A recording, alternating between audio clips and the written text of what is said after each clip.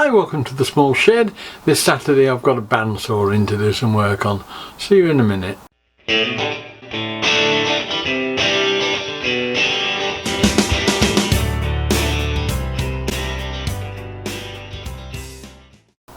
Now, one of the members at the Men in Sheds got a bandsaw that was having problems, and when we got to look at it the other day, the tyre just fell apart on it.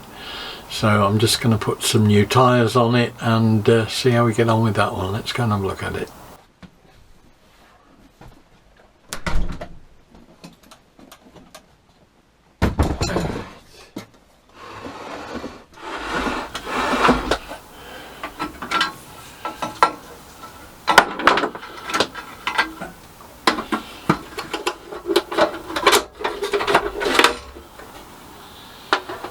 Right. Well, I think the first thing to do is get it a little bit cleaner inside, and then we won't fill the place with the sawdust.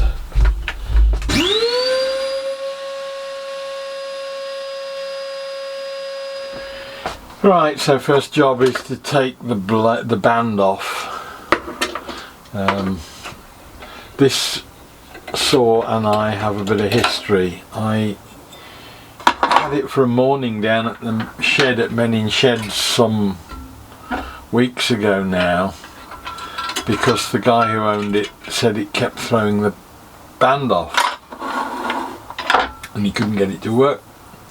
So we had it down at the shed for the best part of a morning, trying to get it to track and work, and I struggled and struggled and struggled with what should have been a 5-minute job, because this top wheel was all over the place.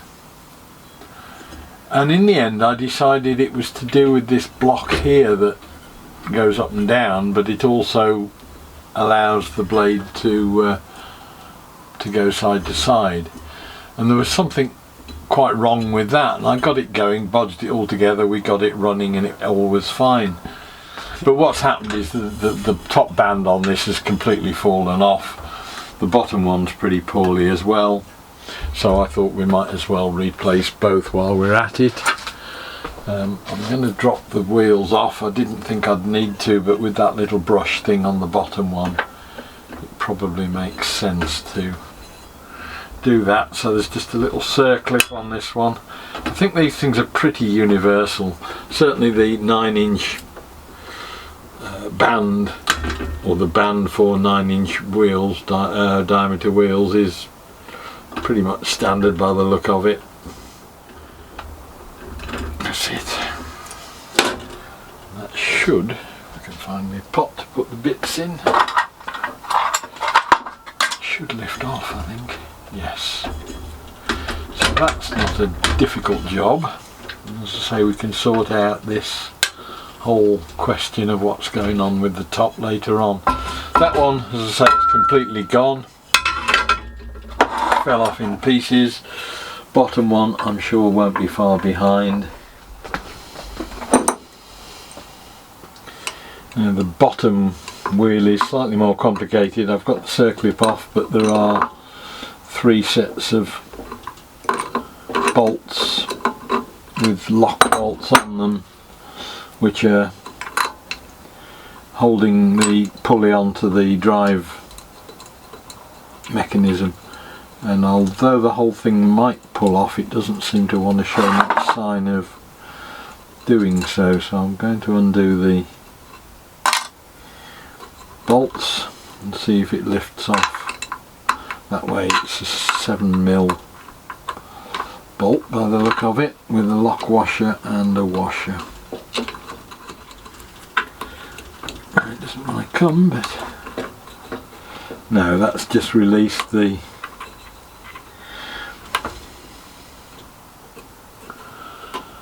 bolt off the wheel, but the wheel doesn't want to come. Let's give it a gentle tap. It may just be that it's stuck with gunge. Just had a look round the back. There is actually a bolt there, which is the shaft 2 nuts on it, or at least it's a pin with a threaded end on it. So we'll try taking that off. I mean, it should pull off, but because it's on a bearing, but I'm not particularly happy at the moment. Yeah, that taps the whole assembly out, including the drive belt mechanism, so I can get that. I don't need to get that apart now actually, but it is on the spline, it might be on the spline, I don't know. Well, it may just be dirt in there. It should pull out of that centre bearing, but it doesn't really want to play ball, but I've got round it a different way. Put a bit of WD-40 back on it so I can drop the circlet back in it. And we can still get at that one, but you can see that that band is how it sort of should be.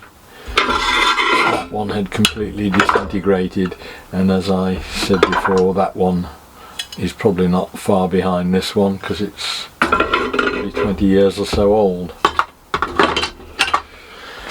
Just cleaning up the back of the wheel, it's amazing, they take a huge amount of time and trouble to balance these wheels with drilling out bits so that they're perfectly balanced, but then you end up with a whole load of crud over the years that's in them that more or less undoes any good they've done in trying to balance it. So we'll get all that out and hopefully it'll run a little more smoothly, because you can't normally get at the back of the wheels. And the next job is to take the old tyre off, and I'm just going to use a knife for that. Cut it through. I'm assuming we'll peel off.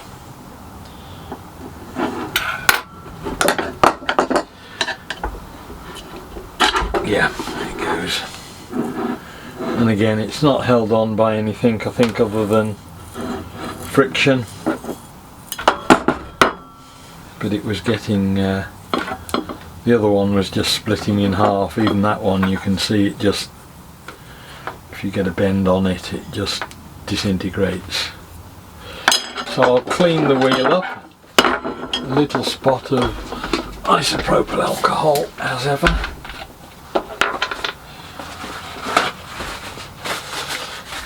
Marks off it, anything beforehand, and then we'll get into the struggle and fight, get a new tyre on. I think, I mean, it's time for disclosure, I've never done one of these before, so I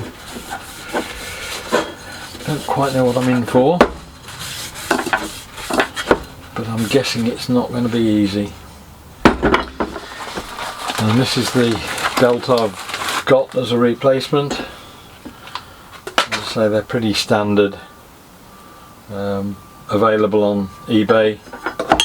I think it was about £20 for the pair, just over, and they will slip back on there, but you can see almost straight away that there is going to be a fight to be had. Anyone who's ever changed a bicycle wheel tyre, this is a lot smaller diameter, but a similar sort of problem.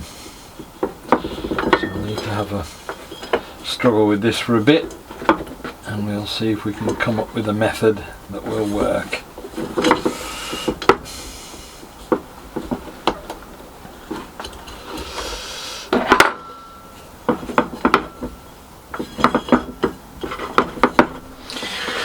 Right, I think I'm developing a method after struggling with it on and off for the last 10 minutes.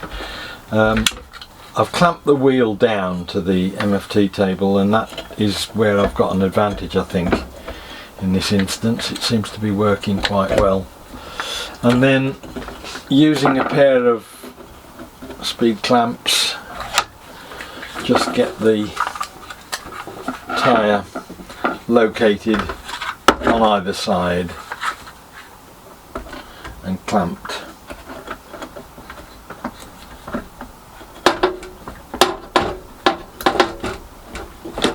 Having done that, that's then taken some of the strain away from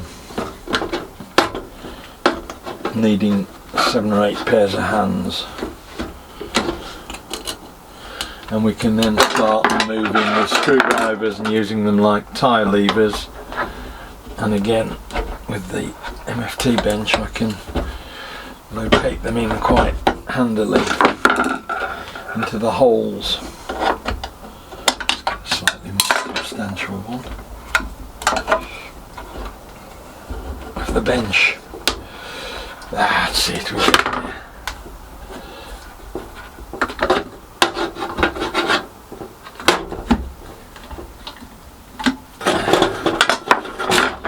And then the last one. I go in that way. Hopefully that does it.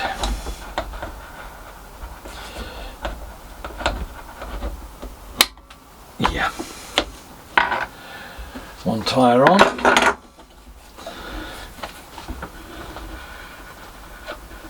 I have to say that was relatively easy, but it doesn't show the 15 minutes or so I struggled beforehand before I found a means of doing it. That's that. Once the tyre is on, it doesn't seat quite into the groove naturally, and you need to sort of go round and ease it in. And in some places just gently prise it back out and get it to click in. Otherwise you've got this unevenness where the tyre is sticking out beyond and is at an angle effectively. It will go, it just needs time to get the tension all the way around the belt even, and then it can stretch it and make it that little bit thinner. That's it. Just check it, make sure it's running true.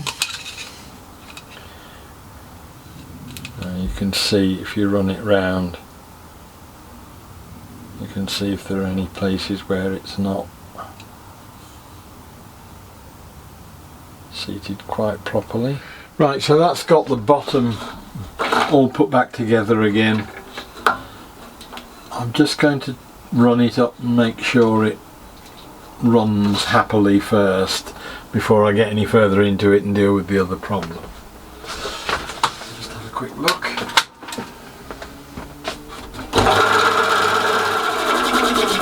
Just lets the belt seat properly and get in the right position.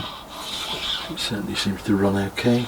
So I then move on to the next problem, which is at the top here, and what has been missing all along, it appears, is a small bolt in that hole there which adjusts this or allows this top plate. There's a bolt that makes the belt do that up and down, but there's also one in the middle there, or there should be, which makes it go left and right, and then therefore you can get the bandsaw blade to line up properly with the bottom roller. What was happening here is that because that bolt was missing, I was struggling to get it to line up in that plane. It's done. So I think that's where we're at. So I'm going to put a blade on now and get this thing, see if I can get the blade tracking right first, and then I can worry about anything else we need to do. That's that way round, that's going in that way. It's better getting somewhere. Right. Okay.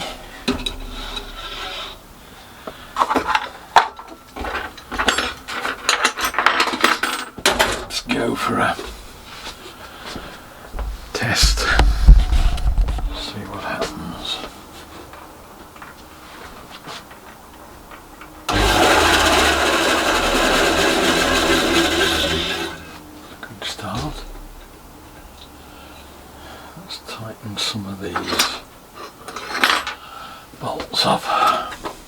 some tension into the system.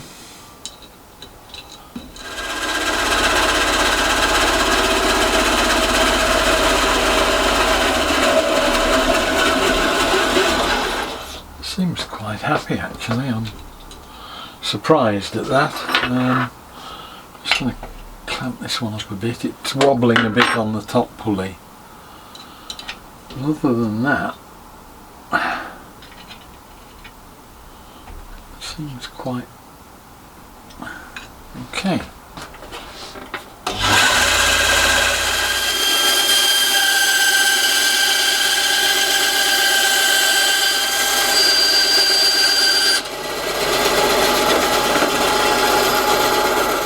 And while I'm in there, I may as well clean up the motor back in. That also looks a bit full of cobwebs and sawdust. Never hurts to get all the rubbish out.